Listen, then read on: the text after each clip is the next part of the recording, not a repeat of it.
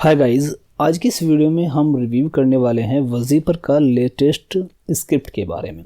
तो देखिए, जो लेटेस्ट स्क्रिप्ट का इंटरफेस रहता है वो कुछ इस तरह का रहता है। ठीक है, तो ये इस तरह का इंटरफेस का रहता है। प्राइसिंग का सेक्शन कुछ इस तरह का है, जिसको आप वजीपर के एडमिन पैनल से मॉडिफाई कर सकते हैं। आपको कोई नया प्लान ऐड करना तो वो भी आप यहाँ पे ऐड कर सकते हैं।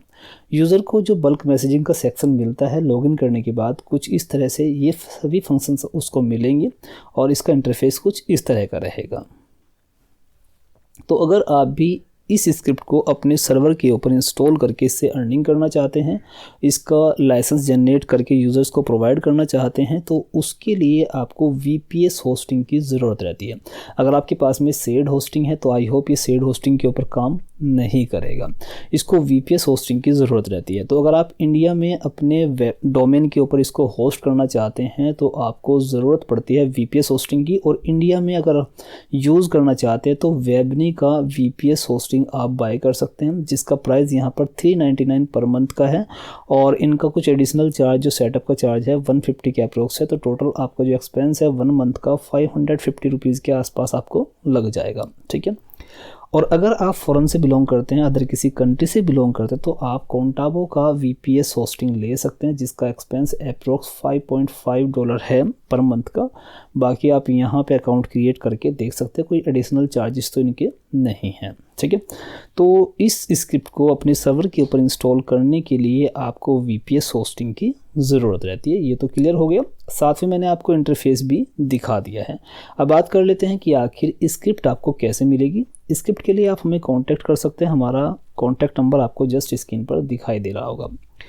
स्क्रिप्ट आपको 3 पार्ट्स में मिलेगी। यहाँ पे आप देखेंगे, पहला रहेगा आपका MySQL का डेटाबेस। ये एक ब्लैंक डेटाबेस है, मैं इसको ओपन करके आपको दिखाता हूँ। ये देखिए, ये एक ब्लैंक डेटाबेस है। और एक डेटाबेस बनाने के बाद जो भी आप डेटाबेस को नाम देना चाहेंगे वो नाम देने के बाद इसको आपको वहाँ पे इंस्टॉल करना होता है।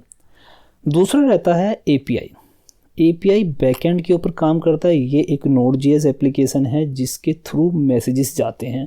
और ये हमारा यूज़र इंटरफेस है जो आपने अभी देखा है। यहाँ पे जो ये यूज़र इंटरफेस है, ये हमारा थर्ड पार्ट में ये वाला है यूज़र इंटरफेस।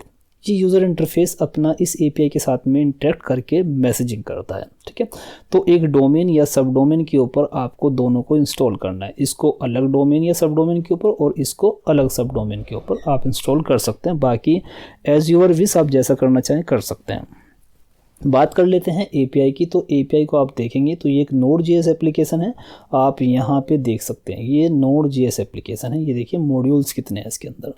तो ये API है व्हाट्सएप की जो Node.js पर बनी हुई है। और ये इसका यूज़र इंटरफेस है जो API से कनेक्ट करके यूज़र को मैसेजिंग की फैसिलिटी प्रोवाइड करता है। ठीक है, ये जो यूज़र इंटरफेस है ये PHP पे बना हुआ है। तो इसको अगर आप इंस्टॉल करना चाहें शेयर्ड होस्टिंग के ऊपर तो वहाँ पर भी ये हो जाएगा, बट ये API से इंटरेक्ट नहीं कर पाएगा, तो ये किसी काम का नहीं है। तो इसके लिए आपको VPS होस्टिंग ही लेनी पड़ेगी। तो ये आप देख सकते हैं, ये PHP के ऊपर बना हुआ। आप यहाँ पे देखेंगे सब PHP की फाइल्स यहाँ पे अवेलेबल हैं।